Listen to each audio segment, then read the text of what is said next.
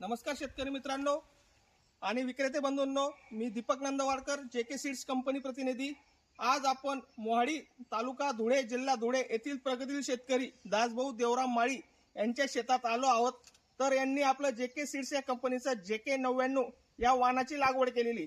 तर या वाहनाबद्दल त्यांचं काय मनोगत आहे आपण एक थोडक्यात ऐकून घ्या। नमस्कार दादा। नमस्कार। तुमचं नाव? दासभाऊ देवराम माळी, तुमचं गाव? मोहाडी प्रगाणा डांगरी। तुम्ही आपल्या शेतामध्ये कुठल्या कंपनीचं आणि कोणतं वाहन लावलंय? आम्ही आमच्या शेतामध्ये JK 99 हे वाण लावलंय। हा, ते 5 वर्षापासून लावत आहे। उत्पन्न भरपूर देत आहे, वेचायला सोपं जात आहे। अच्छा, अजून या वाहनामध्ये काय वैशिष्ट्य वाटते दादा तुम्हाला?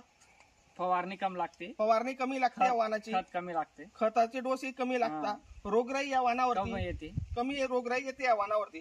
आणि या वाहनात तुम्ही किती वर्षापासून लागवड करताय? मागून 5 वर्ष, 4-5 वर्ष मागील 4-5 वर्षापासून JK 99 वाहनाची लागवड करताय। याची बॉल साईज कसं काय? मोठी आहे, मोठी बॉल साईज याची आहे, वेचायला एकदम एकदम सोपी सोपं आहे। आहे।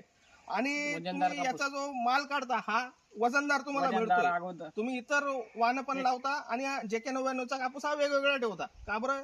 का बरं ठेवता क्वालिटी तुम्ही? क्वालिटी चांगली क्वालिटी आहे, वजनदार आहे, वजनदार आणि क्वालिटी या वाहनाला आहे। बघू शकता शेतकरी पांढरा मित्रांनो, सूप कापूर याची बॉल साईज आज जवळपास 25 मे या तारखेची या वाहनाची लागवड आहे। जवळपास या वाहनावरती एक 70 बोंड आज या वाहनावरती तयार आहेत। 70 ते 75 बोंड या वाहनावरती तयार आहेत आज।